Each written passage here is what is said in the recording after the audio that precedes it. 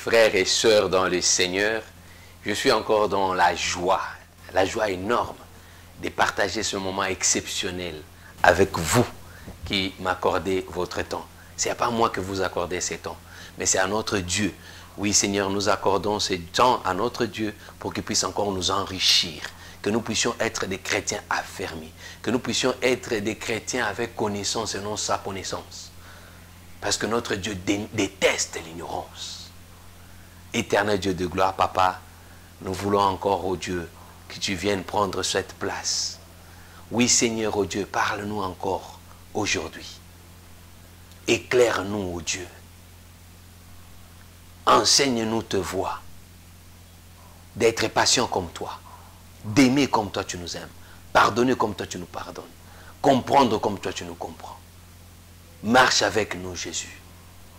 Et transforme-nous pour ta seule gloire. Que nous puissions être véritablement sel de la terre et lumière du monde.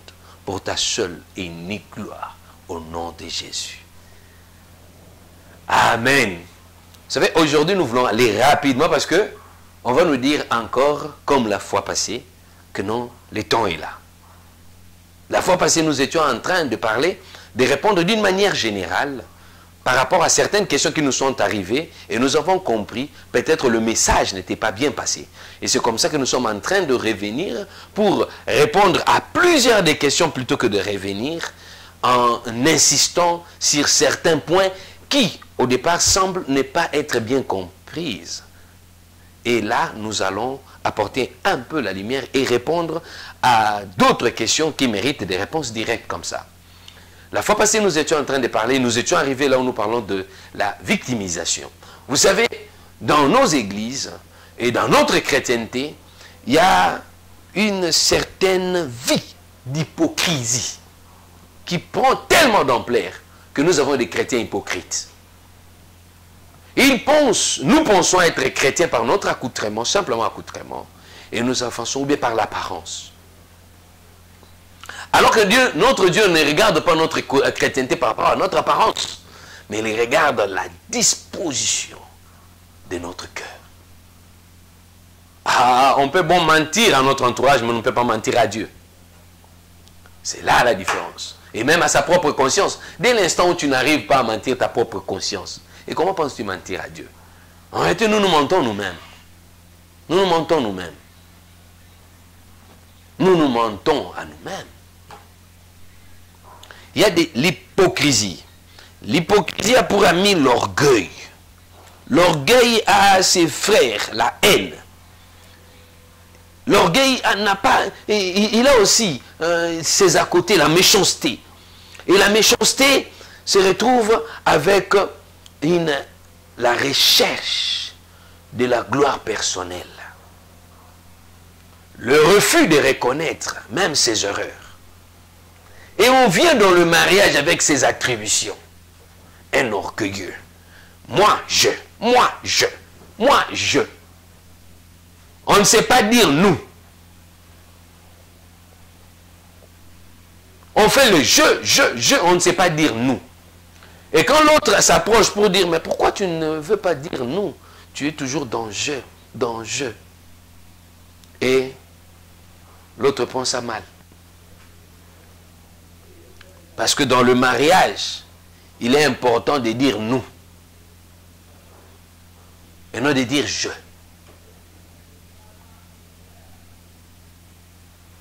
Nous. Et c'est comme ça que on doit toujours associer l'autre, surtout quand ça concerne une personne extérieure, et même la personne intérieure. Mais il faut toujours associer l'autre. Oh, j'ai trouvé que ce n'est pas important. Oui, dans ton travail, il y a des réactions spontanées. Et là, je répondrai aussi, parce que là, c'est une question qui mérite réponse. Et je donnerai une réponse, je pense que ça serait une bonne réponse pour nous tous. Que Dieu nous éclaire pour le travail, parce qu'on a appelé le chrétien, le travail et la femme. Et le contraire aussi, hein, est possible. L'homme et le travail. L'hypocrisie. On vient dans les mariages hypocrites. Je ne mange pas. Je ne fais pas ceci. Je ne fais pas ceci. Et quand on entre dans le mariage, on ne sait plus comment le dire. Et tu ne sais pas que je suis l'homme de la maison. Oui, tu es une femme travailleuse. Tu travaillais dans une entreprise. Mais l'homme là qui courait après toi, et lui aussi travaille, mais tu sais que non, son salaire est inférieur à ton salaire. Maintenant, vous arrivez à la maison, vous voulez qu'il puisse réaliser des choses qui vont au-delà de son salaire. Vous devenez alors de ce fait une occasion de chute pour lui. Et c'est comme ça qu'il y a des maris qui ont perdu leur travail et la femme quitte l'homme parce qu'il est chômeur et va trouver un autre homme parce que l'autre c'est un chômeur. Mais il est devenu chômeur par votre comportement. Voyez comment le verset du Proverbe 18, 22 revient. Heureux l'homme qui a trouvé une femme, une bonne femme. Je pense que le contraire aussi peut être vrai. Heureux la femme qui a trouvé un bon mari. C'est vice-versa.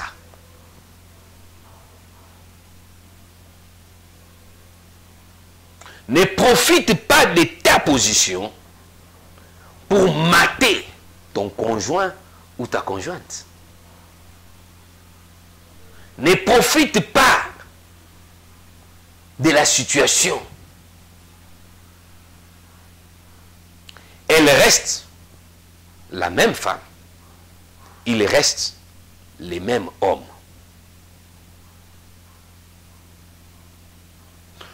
Vous êtes mariés coutumièrement, mais il y a la loi. La loi vous dit non, le mariage coutumier ne suffit pas. Vous devez vous faire enregistrer devant l'officier de l'état civil. Dieu n'est pas contre ça. Dieu n'est pas contre ça. Dieu n'interdit pas. Allez vous enregistrer. Ne voyez pas seulement vous-même, mais vois aussi l'avenir de tes enfants. Dans le mariage, tes enfants sont protégés. Même ta famille est protégée dans le mariage.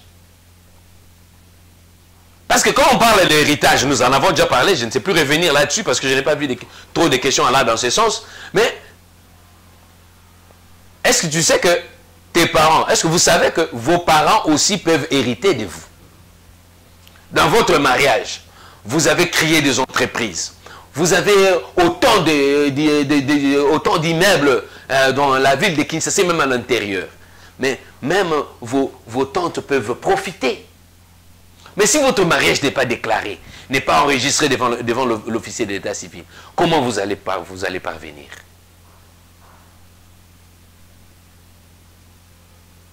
Comment vous allez parvenir? Oh non, moi et mon mari, nous sommes arrangés. Ce que je fais, c'est pour moi. Ce que lui fait aussi, c'est pour lui. Chacun vit de son côté. Et tout ça, hein, nous sommes mariés comme ça, et puis hein, c'est tout. C'est votre arrangement à deux. Oh, je ne trouve pas d'inconvénient parce que c'est pour moi. On met aussi, hein, parce que c'est mon mari, on met hein, parcelle, bunga, et puis qu'on sort.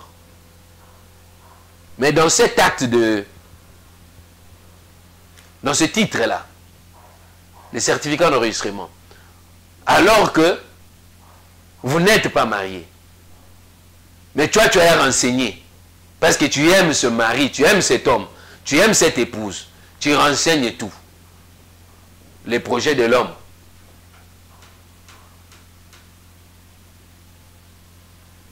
Et à la fin on brandit le document, ah non, nous AD. Tu es malade en point que tu ne sais plus parler. Tu assistes impuissamment, tu as l'envie, cette volonté-là de dire non, ça c'est pour moi. Mais tu ne sais plus parler. Et lui te regarde comme ça. Tu ne sais plus parler. Et le fait d'être prudent, ce n'est pas un péché.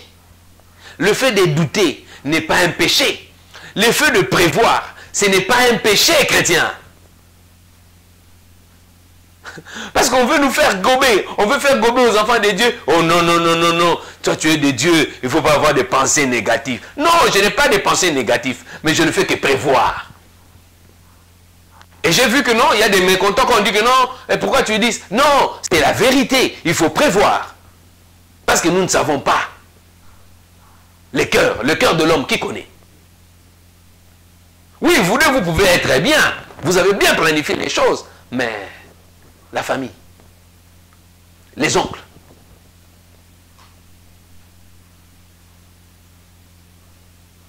donc, votre mariage doit être enregistré. Les questions de régime matrimonial, je réponds maintenant là. Je dis, non, mais pourquoi vous devez faire le choix? Je vous ai dit, en tant que chrétien, né de nouveau, à la lumière de la parole de Dieu, Dieu ne nous voudrait pas nous voir dans la séparation des biens ou communauté religieuse. Il ne veut nous voir former un seul corps dans tout. Et donc le mariage que nous avons prôné, que prône la parole de Dieu, c'est le mariage de la communauté des biens universels. Mais voilà maintenant que vous vous retrouvez dans une situation telle que l'autre ne voudrait pas. Et que vous voulez marcher comme ça. Alors soyez aussi conséquents. Ce n'est pas que le fait que les biens portent mon nom que je ne t'aime pas. Parce que tu avais choisi au départ la séparation. Mais pour nous, j'ai dit aussi, si cette séparation pose problème. Il y a la réalité de notre société. Parce que nous voulons seulement copier, vite et en besogne, en désordre. Il faudra vraiment que ça soit bien assimilé. C'est pour l'autre que nous entrons dans le mariage. Je vous ai dit, à notre émission passée, que quand vous entrez dans le mariage, avec l'idée que j'ai trouvé la liberté, vous avez fait fausse route. Et j'ai insisté, j'ai dit, il y a un seul endroit où nous trouvons le repos. Peut-être d'ailleurs, j'ai pris ça aussi avec des difficultés, parce que tu as des frères, tu as des sœurs. Mais dis-moi, c'est le seul endroit où, quand tu es célibataire, pas dans la famille de tes parents, mais que tu loues ta propre maison, bien tu peux rentrer quand tu veux, il n'y a personne pour te demander pourquoi tu rentres à 16 heures. Parce que toi-même tu as la clé, tu ouvres ta porte. Tu peux manger quand tu veux, parce qu'il n'y a personne qui peut te poser la question. Mais dans le mariage, il y a l'homme qui t'attend. Il y a la femme qui t'attend et il a besoin de toi. C'est pour ça qu'elle est où il est entré dans le mariage. Tu viendras pas lui dire, non. Je suis habitué comme ça. Et d'ailleurs, pendant que nous étions fiancés, tu voyais que non, moi je rentrais seulement la nuit. Mais quoi ça? L'immaturité que nous avons reprochée ici. Voilà les immatures qui entrent dans le mariage. Ils cherchent l'auteur ailleurs.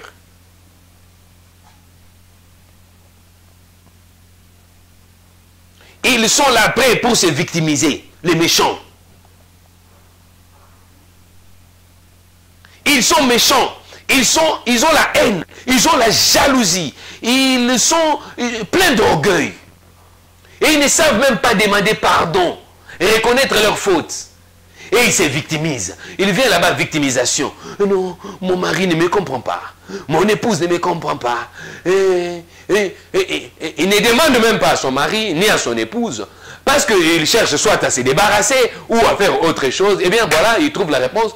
Et il approche maintenant les personnes qui peuvent leur prêter à oreille. Et il commence à raconter. Et dit, oh oui, moi je te connais. Attention, nous avons averti. Attention. Belle famille. Attention à nos familles. Attention surtout aux conseillers conjugaux. La médiation de couple ne se limite pas à écouter une seule personne. Il faut écouter des deux oreilles, des deux côtés. En aparté, j'écoute la femme. En aparté, j'écoute l'homme. Et puis, obligatoirement, les deux doivent se retrouver ensemble. Tant Tant que vous n'avez pas réussi ces 3 étapes, je pense que ce serait peut-être trop prématuré. Et du reste, il faut voir l'attitude aussi de la personne qui est venue se plaindre. S'il s'oppose à ce que vous puissiez vous rencontrer à 3, à 2 avec vous, c'est-à-dire que quelque part les problèmes se trouvent là-bas.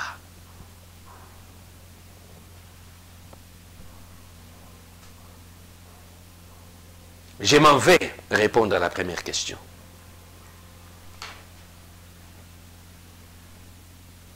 Sur la naissance. Il y a un frère qui a posé une question. Le frère a posé la question de savoir, moi, j'ai rêvé avoir 3 enfants. Mais je me retrouve dans mon mariage avec une femme, même pour avoir notre premier enfant, c'était avec difficulté. Elle refusait catégoriquement. Elle dit non, pas pour le moment, hein, nous devons d'abord être comme ça.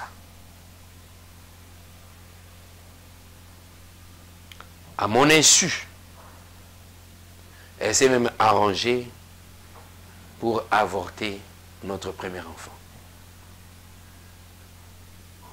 J'ai fini par les découvrir plus tard. Mais Dieu a fait grâce. Il y a eu 2e grossesse. Cette fois-là, elle a donné naissance à un beau garçon.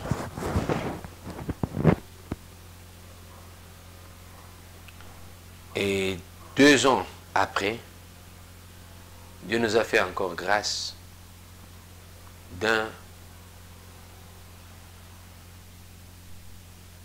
2e enfant, une fille.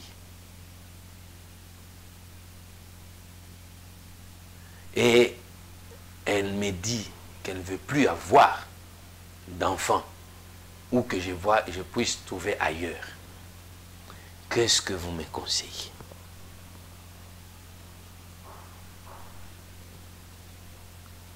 J'ai tenté de poser une question. Alors, elle me répond. Il me répond. Il dit, est-ce que je n'aime pas de Samboka? Pour dire, est-ce qu'on t'a dit que non, quand Dieu a dit multipliez-vous, que tu es la seule personne, donc c'est avec moi que tu vas remplir la terre. Regarde l'exemple d'autres personnes, la personne cite. Et le frère tient absolument à avoir l'enfant. Ah mon Dieu. Wow, c'est une bonne question. Mais cette question trouve sa réponse dans la parole de Dieu. Et je pense que j'étais même obligé d'interrompre la série parce que je vais plus commenter. Mais quand nous avons lu la parole de Dieu, nous avons dit, j'ai épinglé ici, j'ai insisté, j'ai dit, nous entrons dans le mariage pour l'autre et non pour toi-même. Tu es rentré dans le mariage pour rendre l'autre heureux. Et donc, devant chaque situation, posez-vous la question. L'un l'autre, l'une l'autre, posez-vous la question. Qu'est-ce que je gagne? Qu'est-ce que je perds? L'homme insiste que tous les moyens sont là. Rien ne manque. Vous vivez mieux grâce à Dieu. Mais tu ne veux pas seulement avoir d'enfants. Tu dis pour moi, ça suffit. Mon frère, je voudrais dire ma soeur. Et tu es entré dans le mariage pour ton mari ou pour toi-même? Et tu penses vraiment que ce refus est de ta volonté ou de la volonté de Dieu? Est-ce tu le fais pour plaire à ton mari en lui demandant de trouver satisfaction ailleurs?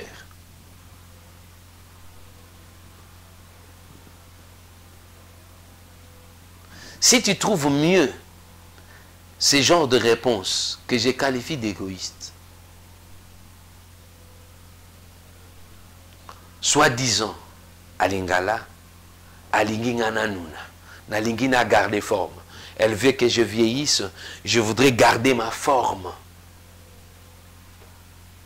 Qui t'a dit que tu resteras comme ça jusqu'à la mort? Que tu ne vieilliras pas? Que ton mari te touche, que tu puisses donner des naissances, que tu ne puisses pas donner des naissances. Tel que ton corps est prévu de vieillir, il vieillira, c'est ton corps. Ce n'est pas une raison pour un couple chrétien, pour une épouse chrétienne, de faire drame pour donner naissance à un enfant. Je me suis posé moi-même une question. Si réellement nous sommes chrétiens, si réellement vous êtes des chrétiens, et si particulièrement ton épouse est chrétienne, est-ce qu'il peut nous répondre, si nous pouvons répondre à cette question, sommes-nous d'accord que c'est Dieu qui donne les enfants? C'est à cette question que nous allons nous séparer. Et nous allons revenir à notre prochaine émission. Que Dieu nous bénisse.